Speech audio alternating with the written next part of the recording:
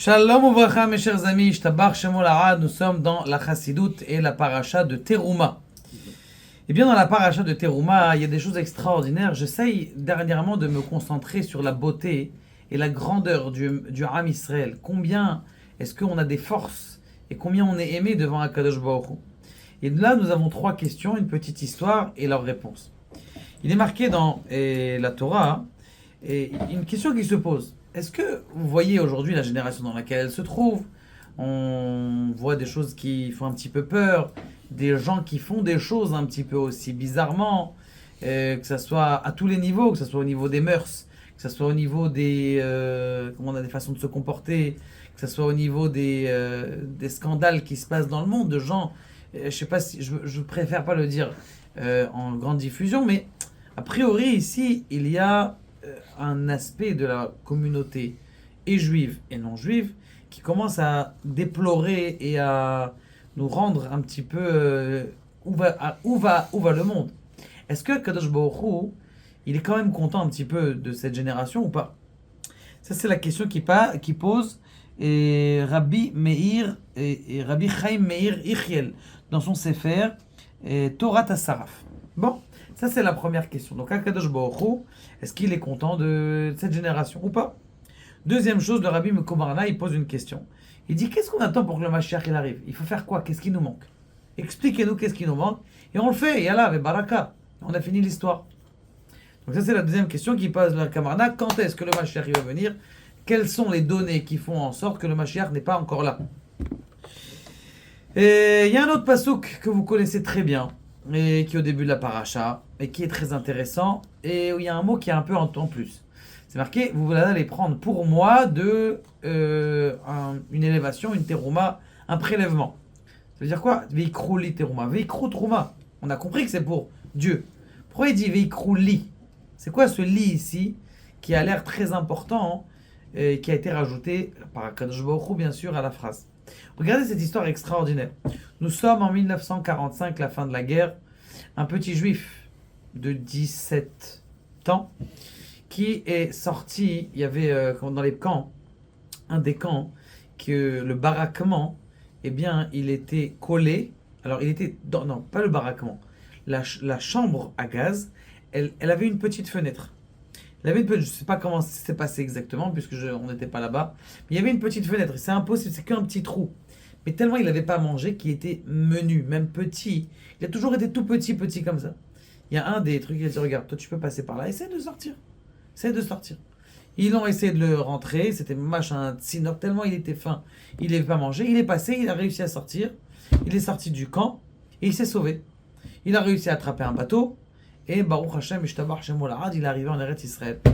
Bien sûr, les gens, il accueille, le Shomer HaTzaïr, comment on appelle ça, les différentes organisations de la Klita, c'est-à-dire de l'intégration juive, les amènent, on lui donne plusieurs possibilités. Les grandes possibilités, c'était le Shomer HaTzaïr, c'était quoi? C'est-à-dire de venir manger non cachère, transgresser le Shabbat le plus rapidement possible. Et mais lui, il savait pas. On arrive en Israël, pour nous, tout est beau, tout est bon, tout le monde est bon, tout le monde est religieux. Et lui, il était d'une famille qui était religieuse. Ils attendent le bus en sortant du bateau. Et le bus, il va arriver, donc il y a tout le monde qui attend. Lui, il s'est dit, ça fait longtemps que j'ai pas prié, j'ai pas vu une synagogue. Il y avait une synagogue à Haïfa. Il a dit, est-ce qu'il n'y a pas une synagogue? Il commence à chercher juste à côté du bus, il y avait une synagogue. Il s'assoit, il fait mincha, il était content. Il voit une Gemara dans l'armoire. Il ouvre la Gemara dans l'armoire, il commence à étudier, je tabarre chez moi, il se retrouve 5 ans en arrière quand il était à la Yeshiva avant la guerre. Et mamash, il est né, il profite. Il ferme le truc, il dit le bus il va. Vas-y, il arrive là-bas, qu'est-ce qu'il voit? Il voit qu'il n'y a personne. Le bus il est parti. Il ne sait pas quoi faire. Il dit bon, je vais retourner à la synagogue, peut-être quelqu'un qui va faire quelque chose, ou je sais pas. Il s'assoit à la synagogue, il dit qu'est-ce que tu fais ici, mon petit? Il dit je viens d'arriver du long voyage, je viens de sortir d'Auschwitz par miracle, je sors passer par une petite fenêtre et tout ça. Et là, je devais aller au Shomer HaTzaïr et tout ça. Il dit, Kadosh Baruch Hu, t'as sauvé la vie. Tu serais devenu un mitnahel, comment on appelle ça, quelqu'un qui ne connaît pas la Torah, qui est un anti-Torah, parce que leur but justement c'était de prendre tous ces juifs-là et de les rendre au maximum non religieux. Donc il a été sauvé, Baruch Hashem, viens, je vais t'amener moi dans une yeshiva. Il l'a pris avec lui, il a pris le bus, il l'a amené à la yeshiva à Hebron, il a été voir le Rosh Yeshiva, il lui dit voilà j'ai un petit Baruch Haba, viens ici, aujourd'hui c'est un Talmid Hacham Atsum, un grand Talmid Hacham qui illumine notre génération à Dayom. Pour vous dire qu'il y a des choses extraordinaires, que des fois quelqu'un il a une envie qui vient de l'intérieur de lui et ça lui donne des forces pour toute la vie. Il aurait disparu aujourd'hui. Aujourd'hui, c'est devenu un grand Rosh Yeshiva, quelqu'un qui illumine le monde et qui aide les pauvres vers rouler. Alors, il y a quelque chose d'extraordinaire qui dit le Rabbi Mikomarna. Il dit que, alors, d'abord pas le Rabbi Mikomarna, Rabbi Naftali Miropshitz. Il dit quelque chose d'extraordinaire. Il dit qu'un homme, c'est marqué dans Masechet Yerushalmi, le Yerushalmi, de Masechet Sanhedrin. Il dit quelque chose d'extraordinaire. Il dit quelqu'un, il doit dire chaque jour, Bishvili Nivra ha'olam. Le monde, il a été créé pour moi. Ça veut dire quoi, le monde, il a été créé pour moi? Comment je peux dire ça? Alors, on est 10 là, on va dire tous, chacun, le monde, il a été créé que pour moi. Comment on peut dire ça?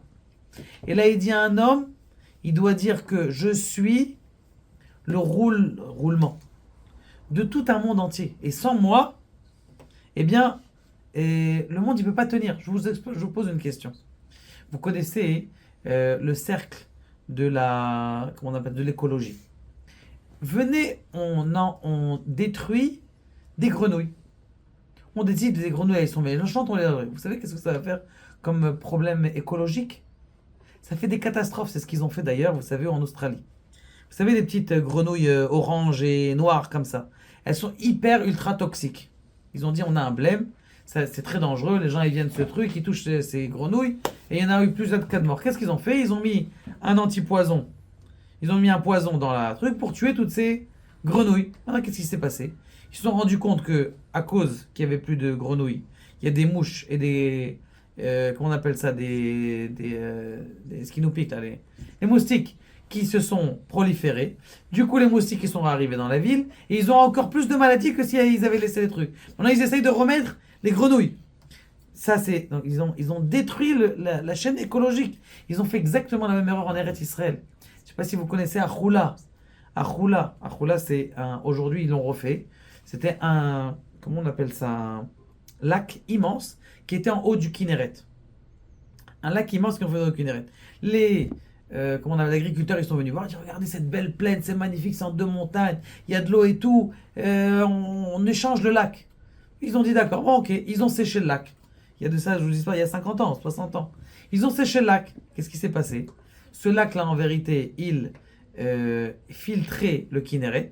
Du coup, comme ça filtrait plus le Kinneret qui était limpide à l'époque, il est devenu tout vert. C'est pour ça que le Kinneret aujourd'hui, avant il était limpide. Pourquoi? Parce qu'ils ont fait un problème écologique.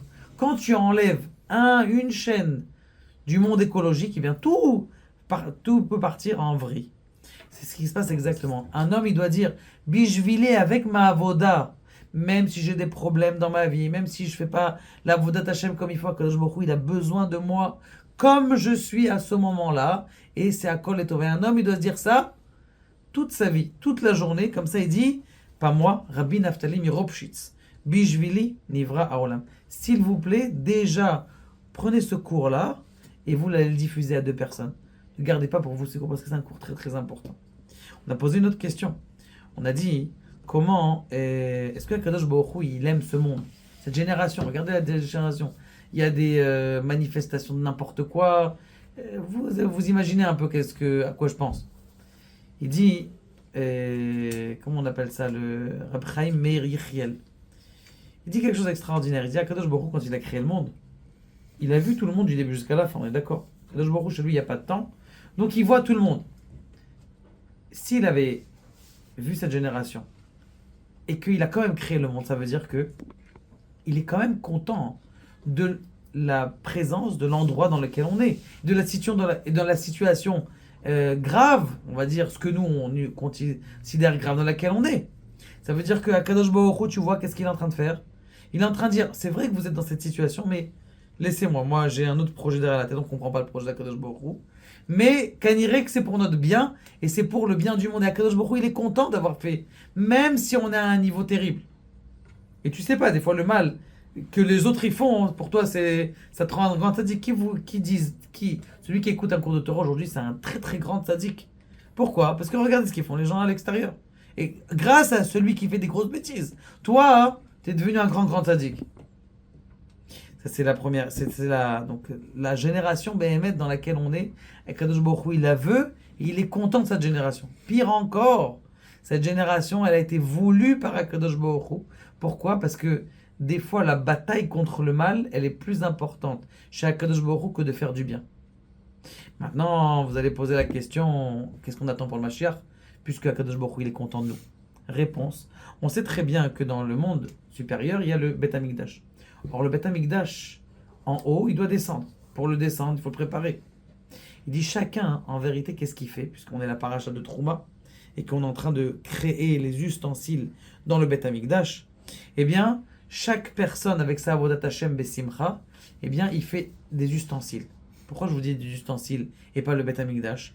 Parce que le Beth Amikdash, il a été déjà construit par les Tanaïm, par les Amorim. Eux, ils ont fait toute l'extérieur du Beth Amikdash. Qu'est-ce qui fait l'intériorité maintenant du Beth Amikdash? C'est pour ça que vous êtes attiré par la spiritualité de la Chassidut, la spiritualité de la Kabbalah. Et vous écoutez ces cours. Pourquoi? Parce que maintenant, vous regardez l'intériorité. C'est les ustensiles. Il a dit, un des Chassides, que le Rabbi Noam Elimelech Milijensk, il a dit, voilà, après les akafot, c'est-à-dire les danses qu'on a fait à Simchat Torah, il a rentré la table du Beth Amikdash dans le Beth Amikdash d'en haut. Ça veut dire qu'en vérité, peut-être toi, le petit juif là, tu es en train de faire une pierre, ça y est, elles sont finies. Mais peut-être que tu es en train de faire la menorah. Peut-être que tu es en train de faire les mizrakot pour asperger les libations d'eau, les libations de vin. Peut-être toi, le vin, ça serait bien. Les ustensiles là qui pour verser le vin. Les gens, ils aiment bien le vin. Alors, peut-être que tu es en train de fabriquer ça. Quand tu es en train de le faire, quand tu es en train de faire ta Avodat Hashem, et quand le Beth Amikdash, il sera prêt en haut, eh bien, il va descendre. Et c'est ça qu'on attend. C'est ça qu'on attend, c'est de que chacun, il fabrique, parce que chacun, il a un ustensile à lui, et chacun, il doit le fabriquer. Quand tu seras Bessimcha, et tu connaîtras combien Kadosh Baruch Hu il t'aime. Comme cet enfant-là, on l'attendait. Il a dit, tiens, allez, je vais. De lui-même, il a dit, Bishvili Nivra Olam. C'est-à-dire que je suis un rouage dans le monde. Il n'a pas décidé de faire comme tout le monde. Il a dit, allez, moi, je vais Shomer Hatzaïr, allez, on va faire. Non, j'ai ma Avodat Hashem Pratit Bishvili. C'est pour ça que c'est marqué Veikrouli Trouma. C'est quoi Veikrouli Trouma? Prenez, vous prenez vous comme étant le cadeau d'Akadosh Baruch Hu. C'est toi le cadeau d'Akadosh Baruch Hu maintenant. Vikrouli teruma bishvili nivra olam. C'est-à-dire que tout ton être, toute ta personnalité intérieure, eh bien, elle va être et elle va diffuser la Torah Be'ezrat Hashem, s'il vous plaît. Ne restez pas à garder ce cours parce que c'est des cours de grands chassidim. Diffusez, prenez cette vidéo et envoyez-les à deux copains.